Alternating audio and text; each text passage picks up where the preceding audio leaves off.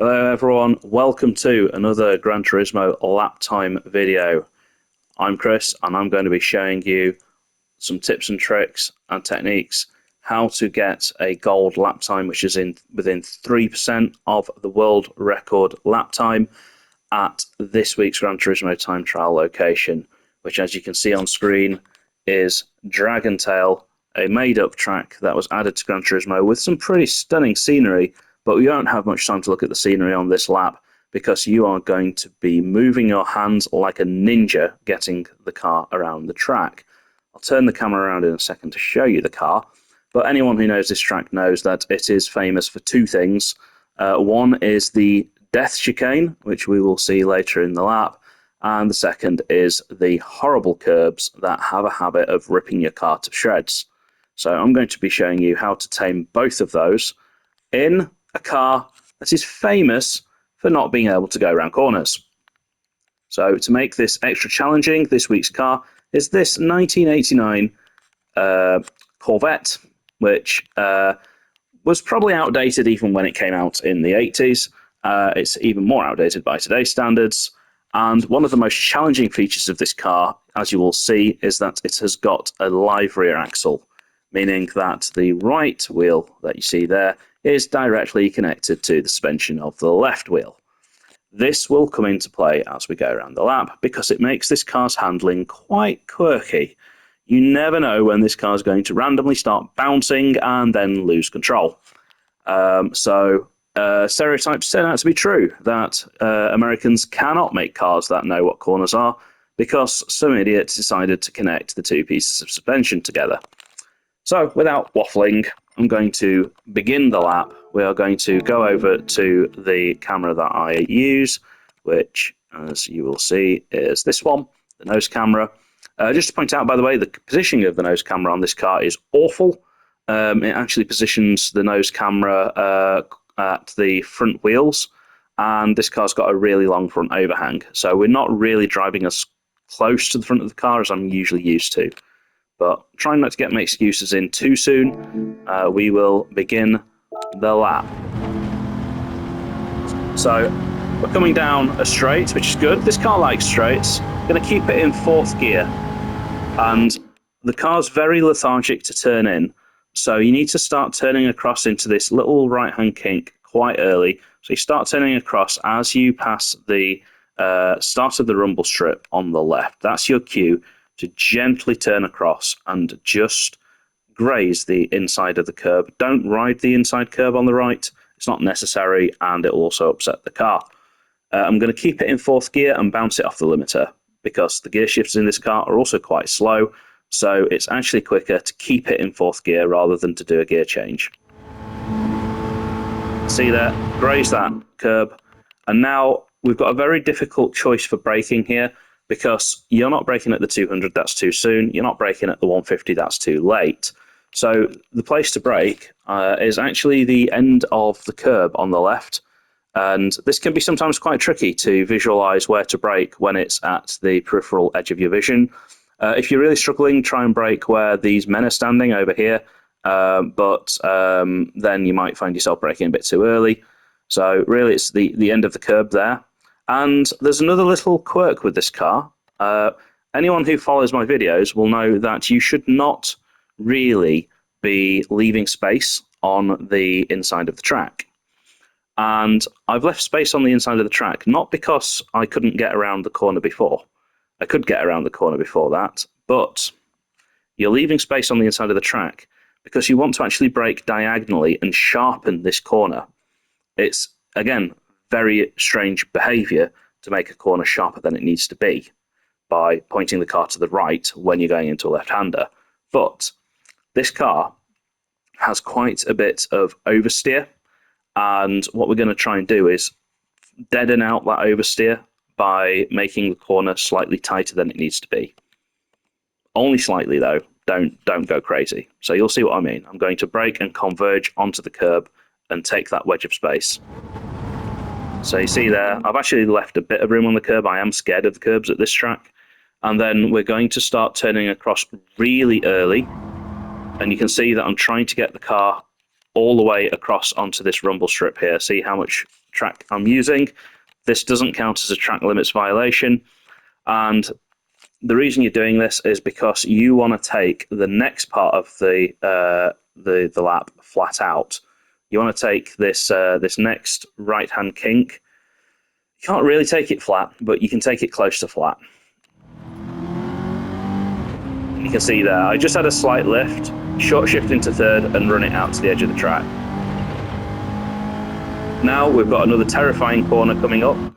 So for this one, I'm sort of just turning in when my brake marker starts flashing on screen, which is kind of a cheating way of doing it, but that's the way I'd been doing it, is basically just turn across. You can just use judgment and some coordination to choose when to turn, and you need to ease off the accelerator as you turn in here. Do not run over the raised part of the curb on the inside, otherwise you'll get your car on two wheels. So you can see here how close I'm coming to that raised part, but I'm not quite touching it. And then you see my throttle here, I'm not on full throttle, I'm just blending it until I know that I'm going to make it round. And you don't want to be too far onto this curb. This is really taking a risk here, and you can see that the car starts to bobble. I'll play it in full speed. When you see the full speed, you'll see that the car was bobbling like crazy. And pretty much as soon as you pass the red part of the curb, which I've gone past, but you see where the red starts back there, that's where you want to start braking. Brake in a straight line, and ease off the brake as you start to turn in.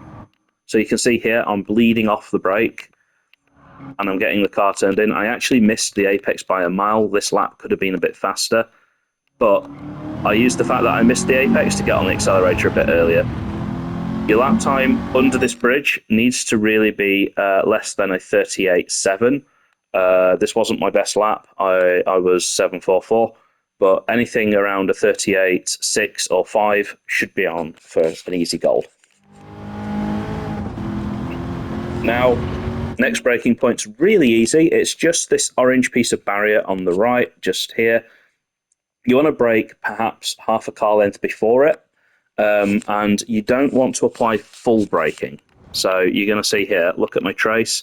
Okay, I applied full braking, but I'm only full braking for like a few meters, right? And then blend that brake off, go down a gear. I slid the car here, which wasn't really what I intended to do, but the outcome was what I wanted. Right? The outcome is that you want to keep the car as close to the left as you can.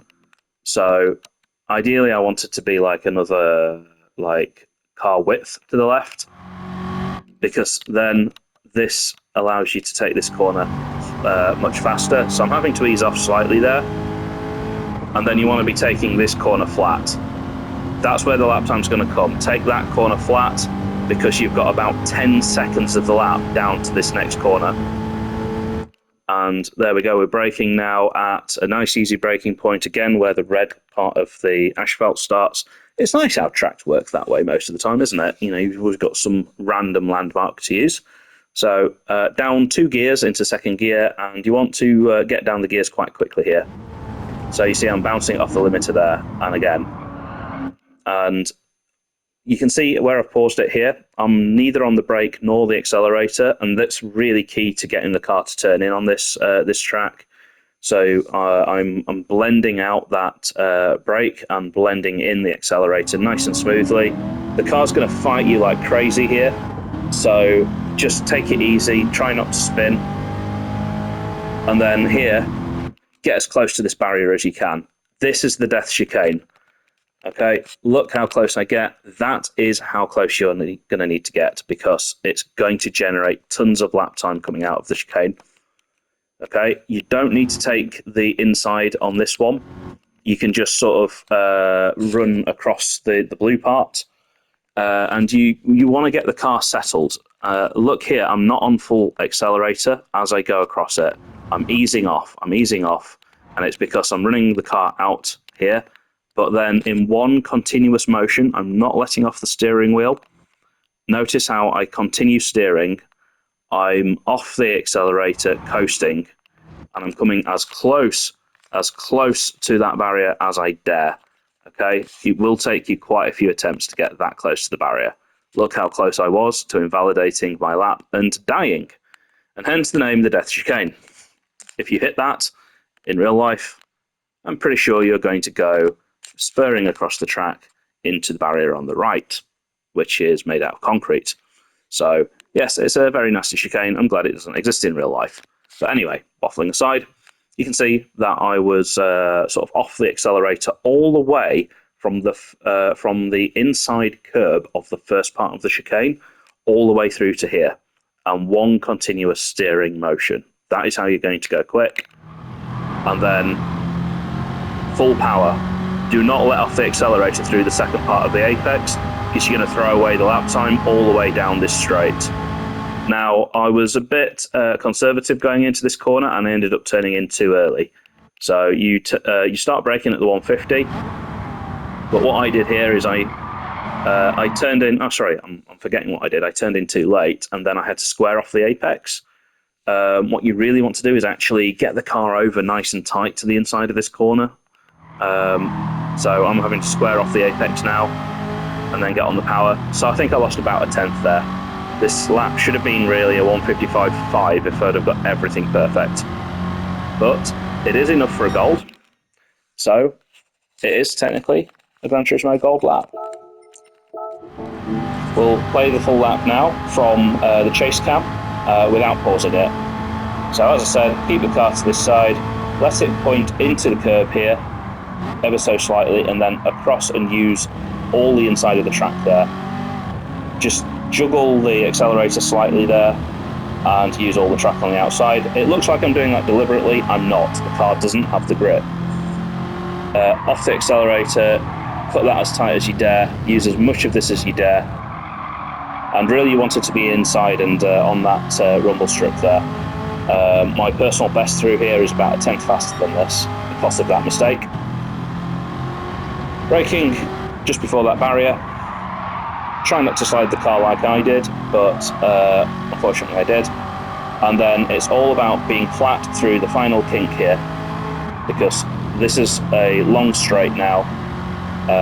You know, it was 55 seconds as we came out of that straight. It's going to be 104, 105 before we brake, so it's a 10-second straight. Down 2 gears, and then just be very careful on the accelerator here, and wasn't on full throttle until the car was settled. Death chicane, I'm going to play this full speed. Watch how close you get, as close as you can, and then off the accelerator. And you can see, once I was past that second apex, it's flat out.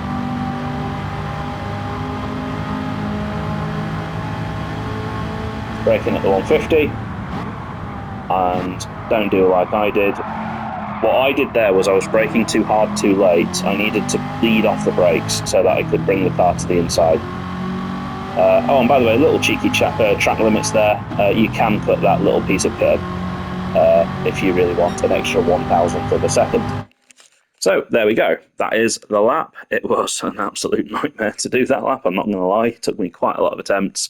That's not why I'm uploading the video late. I'm uploading the video late because I have a life.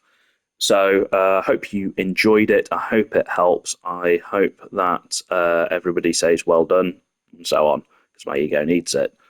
So I probably won't do the lap guide for the next one for next week because it's extremely hard and I don't think I can do it. But I will be back with regular service at some point. Depends how life goes. So see you sometime soon. Like and subscribe, and then you won't miss the next one. See ya.